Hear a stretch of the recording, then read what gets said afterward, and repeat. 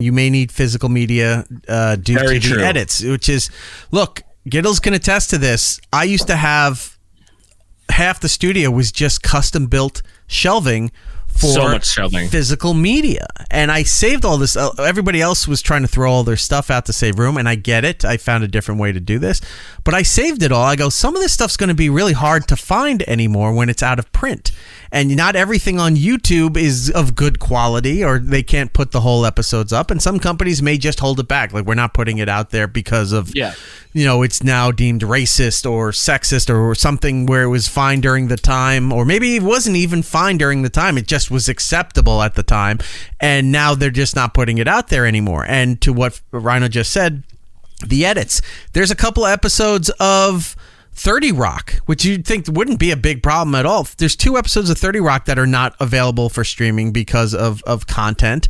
There's Seinfeld doesn't have. There's 2 or 3 episodes of South Park that they're never going to re-air. Seinfeld doesn't have the Puerto Rican Day Parade episode up there anymore because people were getting upset with it. Yep. So having the physical media does help, so that you have all this stuff. And like in my case, it was just easy because if I have the physical media, I can pull it and do edits for any of the projects that we're working on or shows, what have you. But physical media, as Frankie's saying here, correct, physical media will be the luxury items going forward. Yeah, everybody has all the digital stuff. But look, in the case of a hurricane, if you're one of those houses that has the generators, right, that'll last you for a long time, you get the natural gas things, which is perpetual. You won't have to worry about power.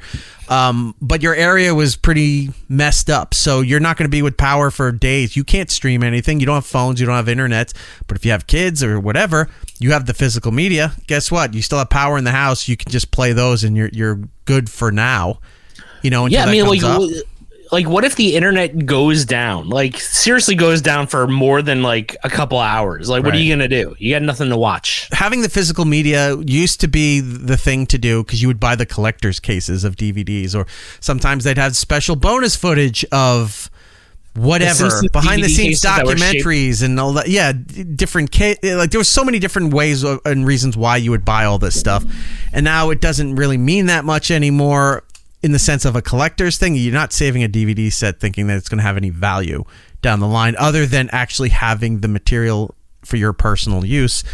Or are very rare DVDs and Blu-rays that some people don't know about that like were released one time and never released again. And those are very valuable. I made a killing on that a few years ago when I talked about the movie Dutch, which was a Thanksgiving into Christmas movie.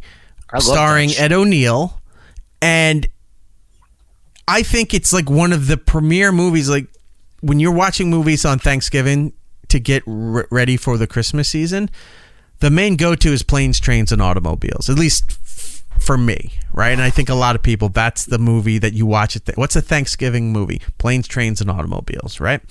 But Dutch is that way too, because Dutch centers around him getting this spoiled kid, step kid, home from boarding school to be home with his mom for Thanksgiving leading into Christmas, right?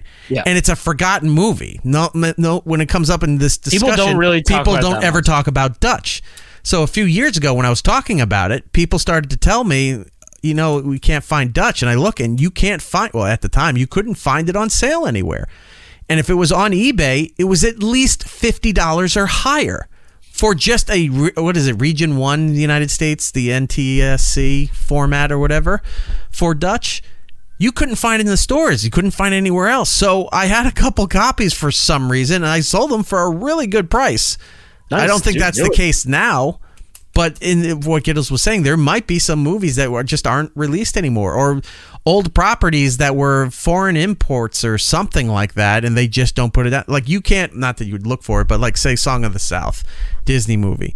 Oh yeah. Completely a problem. They would never release it again. It hasn't been on the shelves, I think, since the 70s. So people bootleg it and sell it at cons and stuff. But, it's the fact that if you wanted to see that movie for whatever reference you're looking at it for, it's not available, but somebody has it. That's where the value comes in of having some of this physical media now. And I found, I think like even like the movie Dogma, like had one release Kevin on Smith's Blu-ray. Movie? Yeah, had like one release on Blu-ray and like never again, and it's like going on eBay for like $300 or some shit like that. It's crazy. Every time I go to thrift stores, that's what I do. I look for movies. I'm like, oh, maybe they have like one of those hard to find before they put it back in the Disney vault, type deals. But yeah, Well, they don't do that anymore. The vault is now Disney Plus, and you can watch it whenever you want. Right. So physical media, I guess, in some ways is, if you still go and buy, I mean, people still buy vinyl now and thinking that it sounds better, which it doesn't, and they think it's a collector's item, which is nice to have. Look, the artwork, people hang old vinyl artwork, the sleeves, they make picture frames custom for them and hang around them, and that's good art. Like, I like that. It makes sense. But people buying this stuff thinking there's going to be value for it, and it's like, look, just because you spent $40 for it doesn't mean you're going to be able to resell it for anything near what you spent for buying a vinyl record. It's just to have it, so for the sake of you having it, so if you can't get it anywhere, you still have a copy of it. Yeah, like I said, I got those two Utopia soundtracks behind me here that I got on Record Store Day because I genuinely love the soundtrack. I found out there was one printing of them, and each one's worth like $500 to $1,000. I'm like, oh shit. And Exploited that sucks because I'm never going to sell it because I love this album. Right. Exploited saying, and don't forget about Small Business Saturday. Yes. Small Business Saturday, Cyber Monday. You need to go get your homemade cookies and scented oils and other little tchotchkes with googly eyes hot glued on them or something. No, small businesses definitely do need your help. That's what I do. I am like an actual small business. Like, we're not even people who know how to run a business. We're just a bunch of butchers who cut up meat. Jordan Shepard in the chat, do you rip your stuff and back it up? I do that all the time. The physical media, I didn't, because I have thousands. I did that with CDs. I did it with CDs, and then, and for a while, there was a time where you could match the CD, and it would give you the CD quality or something, like if you scanned it. But this was like 20 years ago when they were allowing you to do that. I have all my rare CD stuff backed up digitally on hard drives and stuff, so it's always there. Some of the stuff I actually kept because they're out of print, like smaller bands, local bands, things like that. I kept those things. The bigger stuff, I didn't save the music because it's everywhere. It's on Spotify, Apple, all that stuff. It's never going away, so I don't have to worry about that. The movies themselves, I got rid of all the box art and the containers and what they call clamshells. I got rid of all of that. I threw out all those too. I found this sleeve set where you can drop 2 discs in here. You can drop the book that was in the CD or the Blu-ray on the side there, fold it up. It's almost like bagging and boarding a comic right into there. And then I just bought a big, gigantic, like office style dresser that you open it up and you can just go through it there, like almost like an archive in the library. You put them in there. It's alphabetized, so if you want to go look, there's the pegs hanging out that tell you A, B, C, D, E, all that. You go through there. There it is. You take it out, whatever, and you put it right back in. So it made my thing so much easier. So much easier. A Rolodex of movies. Yeah. Well, what was I going to do after the studio got, messed up from the last hurricane that was up here? I looked at it and go, why would I rebuild this whole thing again? Maybe that was a sign that I got to find a different way to put all this stuff somewhere else, or at least get rid of it. And I don't want to get rid of it because I do reference a lot of that material all the time for drops, for clips, for whatever we need to do. Yeah, and if you lose that, like, you're not getting that back. You know what I mean? Like, there's going to be generations of people who are going to grow up who are not going to know about, like, hidden tracks on albums, like, where you had to, like, fast forward past the last song. Like that Nirvana one where it was 27 minutes or something before the stupid noise came on. Or there was like that Offspring one where you had to rewind the first track like a minute, and then there was like a thing on the first the negative song. Track, yeah. Yeah, the negative tracks. Like, people were trying to hide music everywhere, and like that's something that gets lost with, not having the physical media. Like, you don't know that that's there. Like, the first time I listened to Punk and Drublic, and I had it on CD, and it was effects, just by the way. No Effects, Punk and Drublic, and I was driving my car, and like the CD had ended, and I didn't have a chance to switch it, and then all of a sudden someone starts talking. I'm like, what? Is someone in my car? And then I was like, oh, this is just outtakes from the recording. This is hilarious, but are they going to do that anymore? I don't know. The Star Wars Christmas special. Yes. See, that was somebody videotaped it. I think, what was it? Minnesota? I think the origins of was that the initial broadcast. It had the commercials and everything. Star Wars Christmas special back in 79, 80, 81, somewhere in there, was so bad they never would air it again. They were definitely not going to sell it.